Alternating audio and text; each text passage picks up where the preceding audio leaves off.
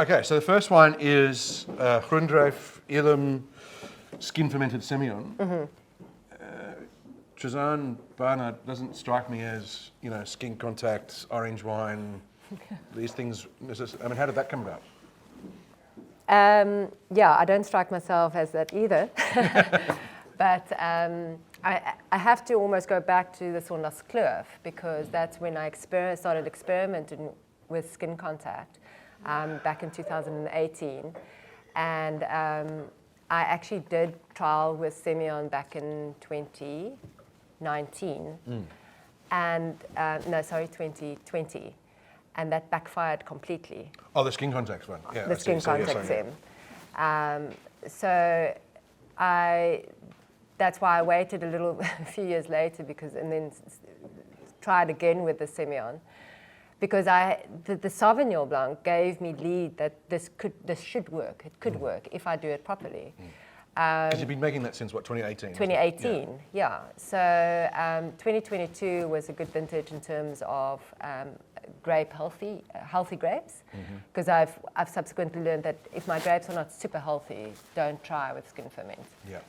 And that's what happened with my 2020, and why it backfired is because I picked up so much VA on that wine. So was it a high disease pressure year? It was we had a bit of rain, a wet season. And I also didn't manage the ferment that well. Okay. As with the Groendruif, because I was working with such a low pH wine, the temperatures didn't really influence the VA. But with Semillion, higher pH, not healthy grapes, high temperatures, that's why it bombed out. 2022 was a whole different story. I approached it very differently. I picked the grapes, you would see on the alcohol slightly earlier. So I didn't push for super ripeness, and with that super ripeness is often when the disease pressure goes higher. And I managed the temperature better. So brought in the grapes, crush, they go into open top fermenter.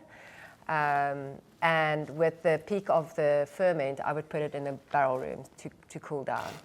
I would extract the wine, but gently, once a day, punch down. And it's interesting, same with the Groendruif. When you do this, and the ferment is completely opposite to what you smell in the glass right now. So it's very volatile, it's alcoholic, it's almost like a grappa style.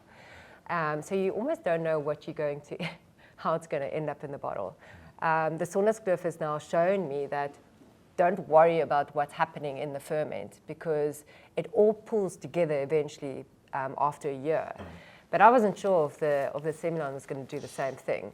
But we can, what we have in the glass is it's evident that the ferment, even though it's extremely volatile, it does pull back. There's no focus on thiol or ester-driven primary ferment character. There's no yeast character in this wine. This is purely just what the grape is giving on skin.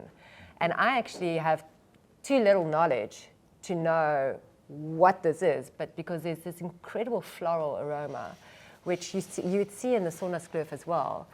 And I have been working with this vineyard for 15 years, and it's so different to my straight Semillion, same vineyard, same grapes, but crushed and barrel fermented. So the skin, it's becoming really an interesting way of making wine, if you manage it. If it succeeds. If it succeeds, otherwise it goes down the drain. It's interesting for me that, obviously you had success with the Groendruif Sauvignon Blanc, which is now a 50% skin contact, 50% whole bunch press. Why you didn't go that direction with this one, that you went sort of full bore and went 100% skin fermented? Yeah, well, I think with the Groendruif, because that was very experimental, and I now had the history of the Groendruif and specifically the skin fermented part, knowing what that tastes alone on its own because I keep the skin fermented part separate from the Yes. barrel. So Yeah, I yeah. knew how the wine evolves. So it gave me a little bit more confidence to go 100% skins on the Sem. Yep. Yeah. Cool. And I mean, is this something you want to do more if the vintage allows it? Or? Absolutely. Yeah. I think it brings in such a beautiful, different element to the wine. Yeah. You know, it's so different to what I normally get from this block.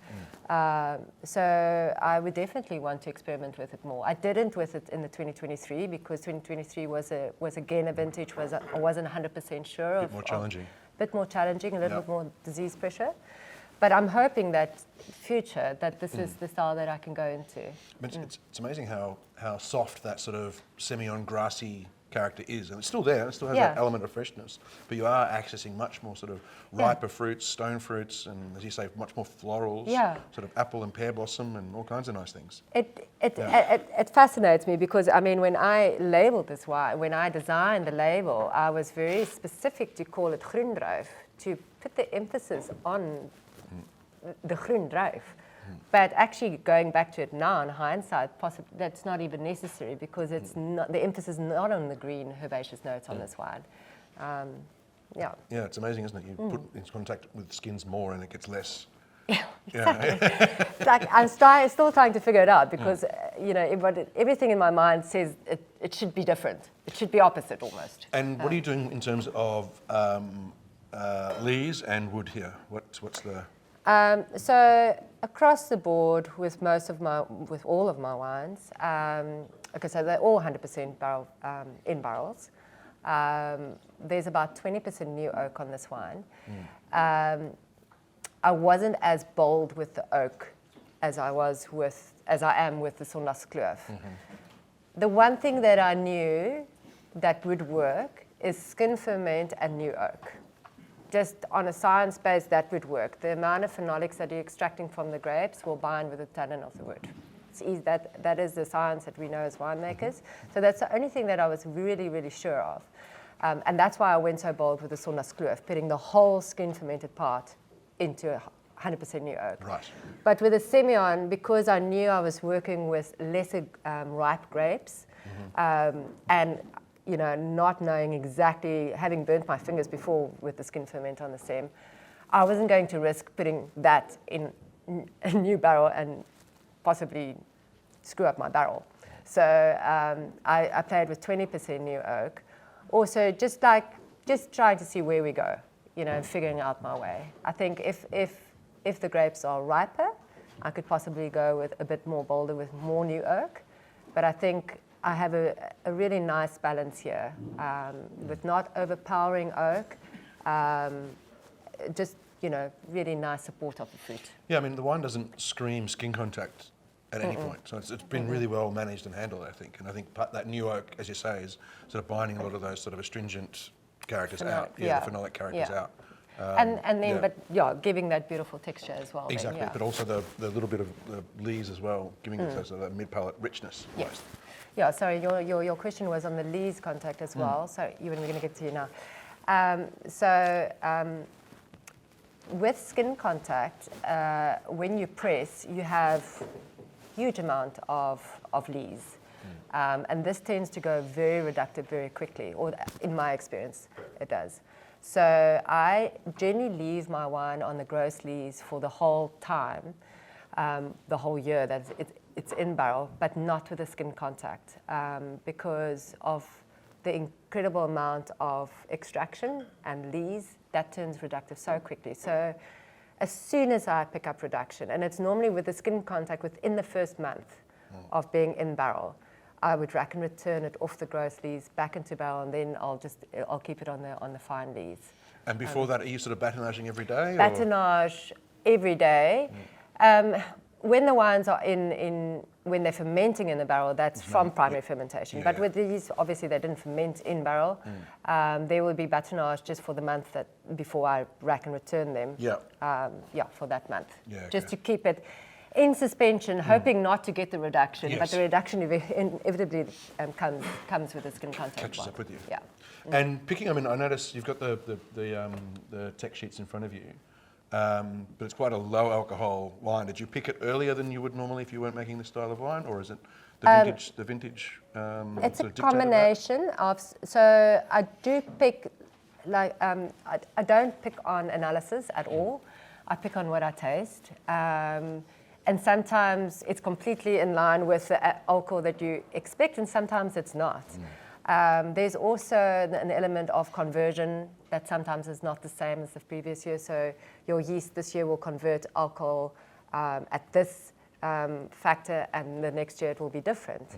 So just because you pick it 23 barley doesn't mean your alcohol is going to be this number 13%, no. every No. because you're using natural yeast as well. Exactly, Yeah. exactly. And this vineyard, I mean, this vineyard has been, I think we planted in 2005. So it's getting along, and certain patches has a bit of virus. So it doesn't reach that extreme sugar, it's still phenolic ripe, but it doesn't go extremely high in its sugar. So I don't know. I think this vineyard within the next probably 5 or 7 years is going to have to be replaced. But it served me well up to this point. Yeah. Cool.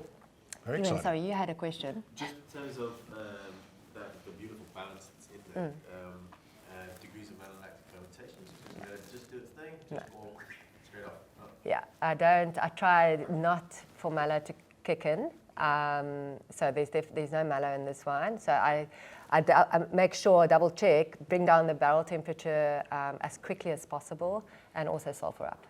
Okay. So, Cool. yeah.